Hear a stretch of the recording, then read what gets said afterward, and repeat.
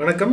எடுத்துக்காட்டு 1.22 படத்தில் காட்டப்பட்டுள்ள நிலையமைப்பில் P மற்றும் Q புள்ளிகளுக்கு இடையேயான தொகுபயன் மின்தேக்கு திறனை காண்க.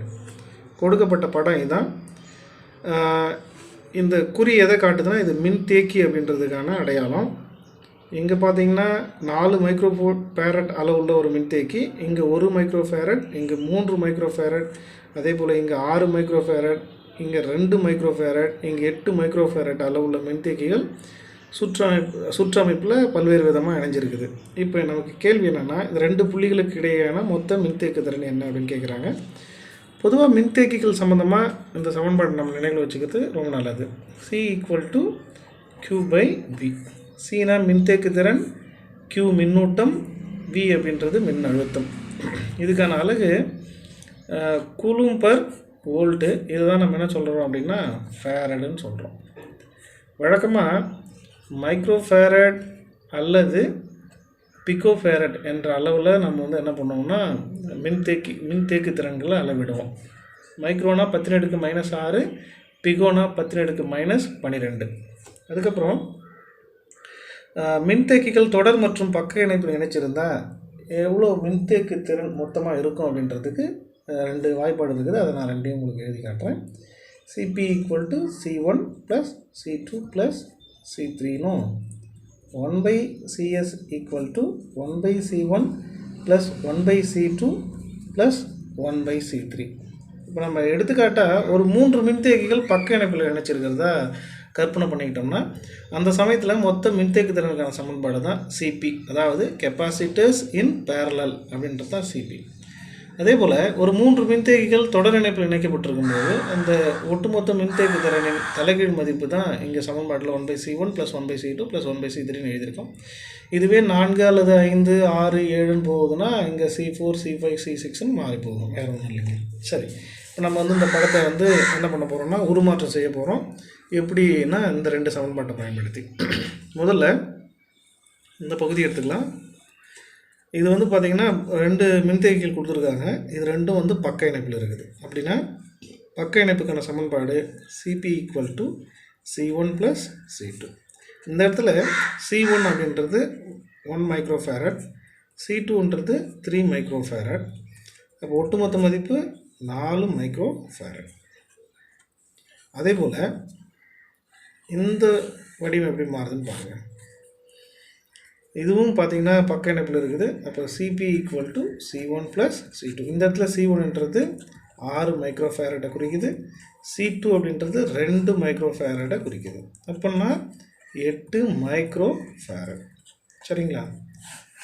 ஸோ 2 சமன்பாட்டை நமக்கு கிடச்சிருக்குது. நமக்கு இதனுடைய மதிப்பு இதோட மதிப்பு கிடச்சிருக்கு. அப்போ இந்த வடிவத்தை நம்ம மாற்றலாம். இந்த ஒட்டுமொத்த மதிப்பும் சேர்ந்து ஒரு மின்தேக்கியே மாறப்போகுது. அப்போ படம் என்ன ஆகுனா எப்படி மாறுது? ஒரு மின்தேக்கி, இன்னொரு மின்தேக்கி, இந்த கூட 2 சமமாக இருக்கணும். சமம் இல்லைன்னா அது வேறு ஒரு அர்த்தத்தை குறிக்கும்.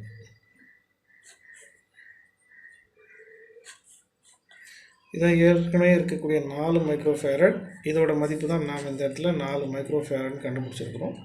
இதேபோல் இந்த மதிப்பு தான் நம்ம 8 மைக்ரோஃபேரட்னு கண்டுபிடிச்சிருக்கோம். இங்கே ஏற்கனவே ஒரு 8 மைக்ரோஃபேரட்.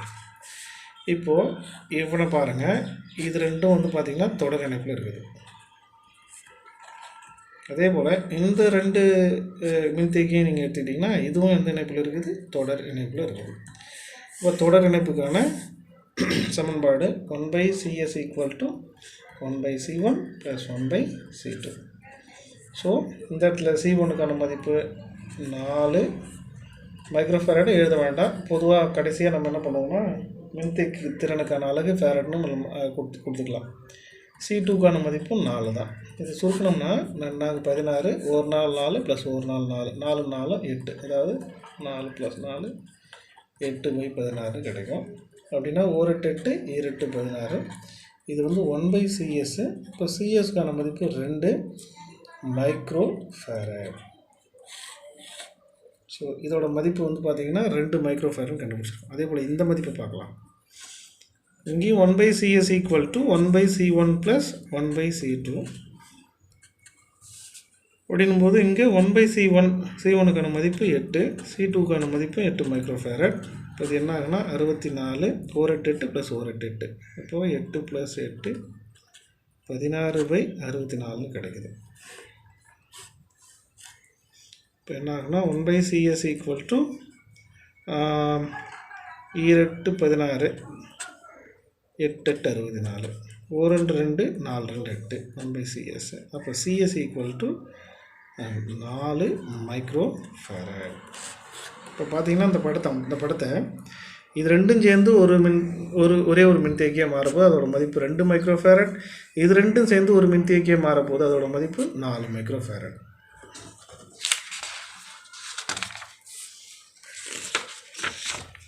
படம் எப்படி மாறுனா மேலே ஒரு மின்தேக்கி கீழே ஒரு மின்தேக்கி. இதான் 2 புள்ளி, இது P, இது வந்து Q. இதோட மதிப்பு என்ன 4 + 4 2 மைக்ரோ ஃபேரட்.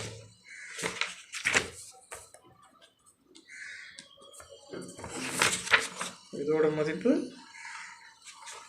4 micro farad. இப்போ இந்த 2 மின்தேக்கியும் பக்க இணைப்பில் இருக்குது. அப்படின்னா C1 + C2 2 micro farad plus 4 micro farad, ரெண்டையும் சேர்த்தோம்னா 6 மைக்ரோ ஃபேரட். இதுதான் ஒட்டுமொத்த மின்தேக்கு திறனுக்கான மதிப்பு.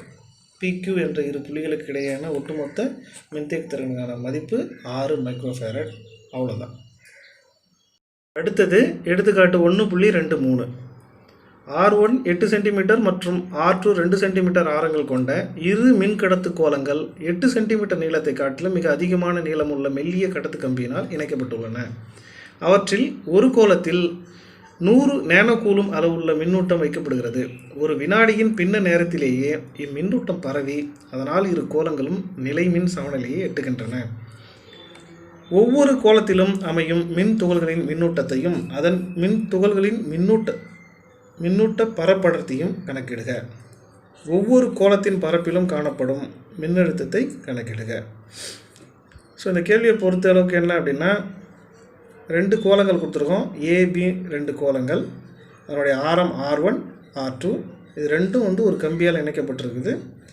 இப்போ இந்த 2 கோலத்தில் ஏதோ ஒரு கோலத்தில் நம்ம 100 நேனோ கூலும் அளவுள்ள மின்னூட்டத்தை வைக்கிறோம் அப்படின்னா அந்த மின்னூட்டம் என்ன ஆகுனா இந்த கம்பினால் இங்கேருந்து அங்கே போகும், அல்லது அங்கே வச்சோம்னா அங்கேருந்து இங்கே வந்து இந்த 2 கோலங்களும் சம மின்னழுத்தம் அடையும் வரை விரவல் முறையில் நகர்ந்து பயணிக்கும். சம மின்னழுத்தத்துக்கு பிறகு எந்த மின்னூட்டமும் நகராது. அப்போ அந்த சமயத்தில் தான் அவங்க என்ன கேட்குறாங்கன்னா மின் துகள்களின் மின்னூட்டத்தை கணக்கிட சொல்கிறாங்க. அதனுடைய பரப்படர்த்தி, இந்த கோலத்துடைய புறப்பரப்புடைய பரப்படர்த்தி என்ன அப்படின்னு பார்க்க சொல்கிறாங்க. அதுக்கப்புறம் ஒவ்வொரு கோலத்தின் பரப்பிலும் காணப்படும் மின்னழுத்தம், இதில் ஏதாச்சும் ஒன்று கண்டுபிடிச்சாவே நமக்கு போதுமானது. சரிங்களா? இப்போது பொதுவாக மின்னழுத்தத்துக்கான சமன்பாடு நமக்கு தெரியும். V = 1/4πε0 Q/R. ஆனால் VA அப்படின்றது என்ன அப்படின்னா 1/4πε0 Q1/R1. V2 அல்லது VB = 1/4πε0 Q2/R2. நம்ம 100 நேனோ கூலும் வச்சோம். அங்கே மின்னூட்டம் வந்து ஒரு பொருள்லேருந்து இன்னொரு பொருளுக்கு போய் கொஞ்ச நேரத்திலே, அதாவது கேள்வியில் கொடுத்துருப்பான் ஒரு வினாடியின் பின்ன நேரத்திலேன்னா அது என்ன அர்த்தம்னா பின்னம் அப்படின்ற மாதிரி கணக்கு வச்சுங்க. 1 அப்படின்னு கணக்கில் வச்சுங்க. அதாவது ஒரு வினாடிக்கும் குறைவான நேரத்திலே அந்த மின்னூட்டம் வந்து என்ன ஆகுனா விரவல் முறையில் போயிட்டு 2 பொருளும் வந்து சம மின்னழுத்தத்தை எட்டும் அப்படின்னு சொல்கிறான். அப்படின்போது VA = VB அப்படின்னா நம்ம என்ன செய்யலாம், 1/4πε0 Q1/R1 1/4πε0 Q2/R2 எழுதலாம். இது ரெண்டும் சமன் செய்து கொள்வோம். Q1/R1 = Q2/R2. எனக்கு என்ன தேவை அப்படின்னா Q1 தான் தேவை. அப்போது Q1 = R1/R2 × Q2ன்னு எழுதலாம். இந்த அமைப்பு கொடுக்கக்கூடிய மின்னூட்டம் தான் +Q. இதுதான் எதோட கூடுதலுக்கு சமம்னா Q1 + Q2க்கு சமம். அப்போ எனக்கு Q1 வேணும்னா Q மைனஸ் Q2 ஈக்குவல் நம்ம என்ன எழுதலாம், Q1 எழுதலாம். இதை எடுத்து இங்கே சப்ஸ்டியூட் பண்ணுங்கள். Q minus Q2 equal to R1 by R2 into Q2ன்னு எழுதலாம். எனக்கு Q2 தான் வேணும், அதனால் நான் என்ன பண்ண போகிறேன் அப்படின்னா இந்த Q2 அந்த பக்கம் அமைச்சிட்டு இது இந்த பக்கம் அமைச்சிக்கலாம். அப்போ Q minus R1 by R2 into Q2 equal to Q2. இது இந்த பக்கம் வந்துச்சுன்னா மைனஸ் ப்ளஸ் ஆகிடும், இந்த பக்கம் இந்த பக்கம் வந்துச்சுன்னா இது ப்ளஸ் மைனஸ் ஆகும். சரிங்களா? இந்த சமன்பாட்டை நம்ம Q2வால் வகுக்கலாம். அப்போ என்ன ஆகும்னா Q by Q2 minus R1 by R2ன்னு வரும், ஈக்குவல் டு Q2 நம்ம Q2வால் வகுத்தோம்னா 1ன்னு வரும். இப்போ நமக்கு இந்த சமன்பாடு என்னென்னா எனக்கு Q2 தான் தேவை. இவனை மட்டும் இடது பக்கம் வச்சுட்டு இவனை அந்த பக்கம் தள்ளுங்க. Q by Q2 equal to 1, இந்த பக்கம் போச்சுன்னா ப்ளஸ் R1 பை R2. அதே போல் எனக்கு Q2 தான் வேணும். therefore Q divided by 1 plus R1 by R2. இந்த Q2 மேலே போச்சுன்னா இங்கே வந்துடும். இது Q2க்கான சமன்பாடு. இப்போ நம்ம மதிப்பு பண்ணிடலாம். அதாவது Q2 ஈக்குவல் டு கேபிட்டல் Qன்றது எவ்வளோ அப்படின்னா 100 நேனோ கூலும். நேனோனா 10 மைனஸ் 9ன்னு அர்த்தம். 1 ப்ளஸ் R1 அப்படின்றது 8 சென்டிமீட்டர், R2 அப்படின்றது 2 சென்டிமீட்டர். இது என்ன ஆகுனா 100 இன்ட்டு 10 மைனஸ் 9, 1 ப்ளஸ் 4ன்னு கிடைக்கும். அப்போ 100 பை 5ன்னு எழுதலாம். 100ல் எத்தனை 5 இருக்குது, 25 இருக்குது. இப்போ 20 இன்ட்டு 10 மைனஸ் 9 கூலும். அப்போ Q2க்கான மதிப்பு என்ன, 20 நேனோ கூலும். ஒரு மதிப்பு கண்டுபிடிச்சிட்டோம். இப்போ எனக்கு Q1 என்னன்னு தெரியணும். மொத்த மின்னோட்டம் நம்ம சொல்லியிருக்கிறோம் Q1 ப்ளஸ் Q2ன்னு சொல்லியிருக்கிறோம். எனக்கு Q1 வேணும். இப்போ Q minus Q2 equal to Q1. Qன்றது 100 நேனோ கூலும் நம்ம ஏற்கனவே சொல்லிட்டோம்.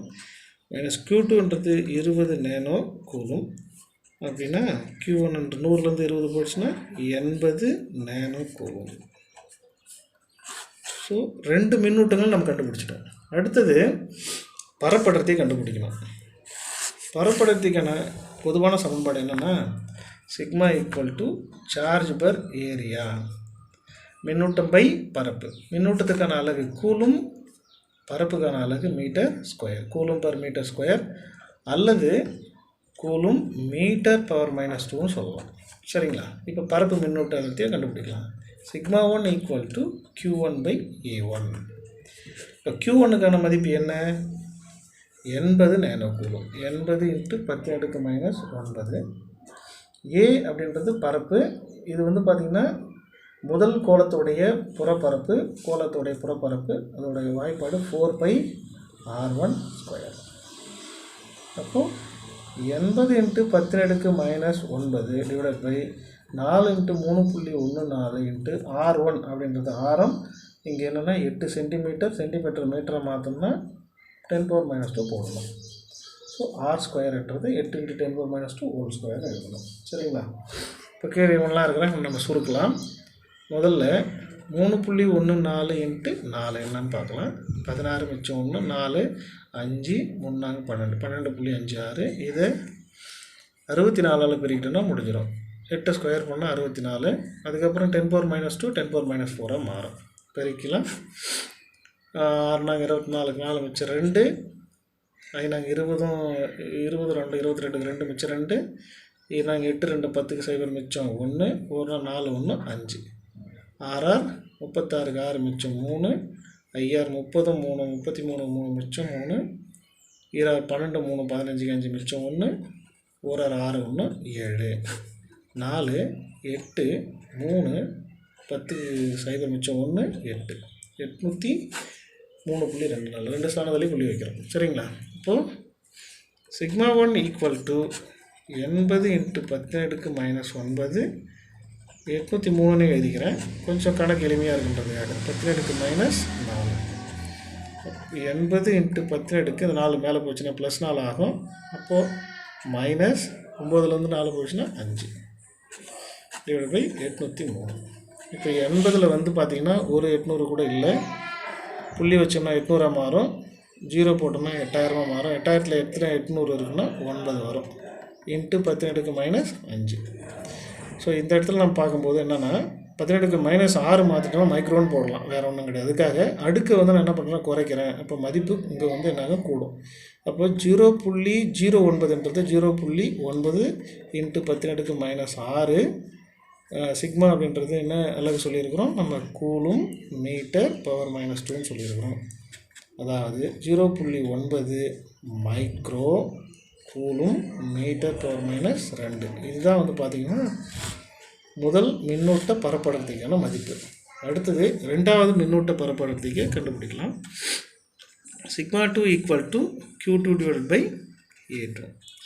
Q2 அப்படின்றது என்ன மதிப்பு, 20 நானோ கூலும், 10⁻⁹.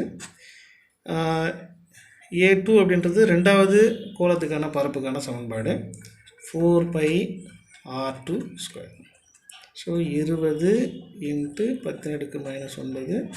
இந்த 4πக்கான மதிப்பு நம்ம என்ன கண்டுபிடிச்சிருக்கோம், 12.56 இன்ட்டு R2 அப்படின்றது என்ன, கோலம் ரெண்டாவது கோலத்துக்கான மதிப்பு ஆரம் 2 சென்டிமீட்டர், 2 × 10⁻²². இதை சுருக்கலாம், 12.56 4ஆல் பெருக்கினா சரியாக போச்சு. 6 24 மிச்சம் 2, 20 22க்கு 2 2, 8 2 10 சேர் மிச்சம் 1 4 1 5. சரிங்களா? 9.20 × 10⁻⁹. இது 50ன்னு எடுத்துக்கலாம். இன்ட்டு 10⁻⁴. இதை சுருக்கணும்னா 20 × 10⁻⁵ டிவைடட் பை என்ன ஆகுது, 50ன்னு மாறுது. 4 மேலே போச்சுன்னா ப்ளஸ் ஆகும். இப்போ புள்ளி வச்சுக்கலாம், 200 மாறும். 200ல் எத்தனை 50 இருக்குது, 4 இன்ட்டு 10⁻⁵ கிடைக்கும். ஸோ இது என்ன பண்ணலாம், மறுபடியும் அடுக்கு வந்து நான் குறைக்க போகிறேன். அப்போ இந்த மதிப்பு கூடும். ஸோ 10⁻6ன்னு போகுது, -6ன்னு போகுதுன்னா 4 × 10⁻⁻6 கூலும் மீட்டர் பவர் -2 அல்லது 4 மைக்ரோ கூலும் மீட்டர் பவர் -2. இதுதான் வந்து எனக்கு σ2க்கான மதிப்பு. அடுத்து நம்ம இன்னும் ஒன்று கண்டுபிடிக்கணும், என்ன அப்படின்னா மின்னழுத்தம். ஸோ பொதுவான சமன்பாடு ஏற்கனவே எழுதியிருக்கிறோம், 1/4πε0 Q/R. ஏதாச்சும் ஒரு கோலகத்தை எடுத்துக்கலாம், ஒன்றும் பிரச்சனை இல்லை. இதோட மதிப்பு என்ன, 9 × 10⁻⁹. முதல் கோலம் அப்படி எடுத்துக்கிட்டோம்னா அதுக்கான மின்னூட்ட மதிப்பு Q1ன்னு எடுத்துக்கிட்டோம்னா அதுக்கான மின்னூட்ட மதிப்பு என்ன, 80 நானோ கூலும், 10⁻⁹. R1ன்னு எடுத்துக்கிட்டோம்னா அதுக்கான ஆரத்துக்கான மதிப்பு 8 சென்டிமீட்டர் மீட்டர் மாறினா 10⁻². இப்போது இது 5×8 80 மாறும். 5×9 90 × 10⁻⁹ 10⁻⁻9. இந்த 2 மேலே போச்சுன்னா +2, 10⁻+2. இப்போ இது என்ன ஆகுனா கேன்சல் ஆகிடும். 90 × 10⁻²ன்னு இருக்குது. ஸோ 90 × 10⁻²னா 100ன்னு அர்த்தம். அப்படின்னா இங்கே இப்படி கிடைக்கும், வோல்ட். இப்போ மின்னழுத்தம் 30,000 வோல்ட். இது வேறு மாதிரி 1000ன்றது எப்படி இதுனா கிலோன்னு சொல்லலாம். ஸோ மின்னழுத்தம் என்பது 9 கிலோ வோல்ட் அப்படின்னு நமக்கு தெரிய வருது. அவ்வளோதான். அடுத்தது எடுத்துக்காட்டு 1.24. காற்றின் மின்காப்பு வலிமை 3 × 10⁻6 வோல்ட்/மீட்டர். வாண்டிகிராஃப் இயற்றியின் கோளக கூட்டின் ஆரம் 0.5 மீட்டர் எனில் வாண்டிகிராஃப் இயற்றியால் உருவாக்கப்படும் பெரும மின்னழுத்த வேறுபாட்டை கணக்கிடுக. அதாவது வீணா என்ன அப்படின்னு கேட்குறாங்க. இங்கே என்ன கொடுத்துருக்காங்க, ஆரம். வாண்டிகிராஃப் மின்னியற்றியின் அந்த கோளகத்தோட ஆரம் 0.5 மீட்டர். காற்றின் மின்காப்பு வலிமை 3 × 10⁻6 வோல்ட்/மீட்டர்/-1 தகவல். அதாவது நம்ம இதை படிக்கிறதுக்கு முன்னாடி இந்த வாண்டிகிராஃப் மின்னியற்றை பற்றி கொஞ்சம் தெரிஞ்சுக்கலாம். இது தூணாக கற்பனை பண்ணிக்கோங்க. இங்கே ஒரு மோட்டார் இருக்கும், இங்கே ஒரு மோட்டார் இருக்கும். இது வந்து சுழலக்கூடியதாக இருக்கும், இங்கேயும் சுழலக்கூடியதாக இருக்கும். இது வந்து பட்டு துணி. இதுதான் கோலகம். இந்த கோலகத்தோடைய ஆரம் தான் 0.5 மீட்டர்னு கொடுத்துருக்குறாங்க. என்ன நடக்கும் அப்படின்னா, இதில் சீப்பு, இங்கே ஒரு சீப்பு இருக்கும், இங்கே ஒரு சீப்பு இருக்கும். ஒவ்வொரு இந்த பட்டு துணி ஒவ்வொரு சுற்று முடிவிலும் இந்த கோலகத்தோடைய மேற்பகுதியில் நேர் மின்னூட்டங்களுடைய எண்ணிக்கையே வந்து என்ன ஆகும்னா அதிகரிச்சுக்கிட்டே போகும். அந்த சமயத்தில் நீங்கள் இதுக்கு பக்கத்தில் ஒரு நேர் மின்னூட்டம் கொண்டாந்து வச்சிங்கன்னா மிகுந்த விலக்கு விசையின் காரணமாக இந்த நேர் மின்னூட்டம் வேகமாக இயங்கும். அப்படின்னா இந்த துகளை நம்ம வந்து என்ன பண்ணுறோம்னா முடுக்கிறோம். அதை வேகமாக இயங்க வைக்கிறோம் அப்படின்னா முடுக்கிறோம். அப்படின்னா இந்த வானிக்ராஃப் மின்னியற்றிக்கு பேர் துகள் முடுக்குன்னு சொல்லலாம். சரிங்களா? இப்போ இந்த கோலவடிவ கூட்டின் மீது உருவாகக்கூடிய இந்த நேர் மின்னூட்டம் எந்த அளவுக்கு மின்னழுத்தத்தை உருவாக்க முடியும் அப்படின்றது ஒரு எல்லை இருக்குது. அதிகப்படியான மின்னழுத்தம் இங்கே உருவாகுதுன்னா இங்கே இருக்கக்கூடிய காற்று அது என்ன ஆகும்னா அயனியாக்கம் செய்யும். அப்போ அயனியாக்கம் செய்யும்போது இந்த இடத்துல மின்னழுத்த குறைவு ஏற்படும். அப்போ நம்ம அந்த கடைசி எல்லை தான் நம்ம கேட்டிருக்காங்க. அந்த மின்னழுத்த குறைவு ஏற்படாத வரைக்கும் அதிகபட்சமாக எவ்வளோ மின்னழுத்த வேறுபாட்டை இந்த இடத்துல உருவாக்கும் அப்படின்னு கேட்டிருக்கிறாங்க. சரிங்களா? இப்போது தகவல் இருந்து நம்ம என்ன பண்ண போகிறோம்னா அந்த அதிகப்படியான மின்னழுத்தத்தை கண்டுபிடிக்கலாம். இதுக்கு முன்னாடி dV equal to minus E into dx இதுதான் வந்து பார்த்திங்கன்னா மின்னழுத்த வேறுபாட்டுக்கும் மின்புலத்துக்கும் இடையான மின்புல செறிவுக்கும் இடையான தொடர்பு. அதாவது மின்புலத்தில் ஓரளவு நேர் மின்னூட்டத்தை விலக்கு விசைக்கு எதிராக நகர்த்தி கொண்டு வரும்போது செய்யப்படுகின்ற வேலை மின்னழுத்த வேறுபாடு என வரையறை செய்யப்படுகிறது. இந்த இடத்துல dx என்ற குறைந்த தூரம் நகர்த்தும் போது செய்யப்படுகின்ற வேலை தான் dV. இதுவே ரொம்ப தூரத்துலேருந்து நகர்த்தி வரேன் அப்படின்னும் போது ஒட்டுமொத்த வேலையும் நான் கணக்கில் எடுத்துக்கிறேன்னா நீங்கள் தொகையிடணும். ஏன்னா ஈக்குவேஷன் கொஞ்சம் மாற்றிக்கலாம். dV equal to minus E into dx பதிலாக dRன்னு போட்டுக்கலாம். ஸோ மொத்த வேலை வேணும் அப்படின்னா அதாவது மொத்த மதிப்பு வேணும்னா அதை நம்ம integral dV equal to minus integral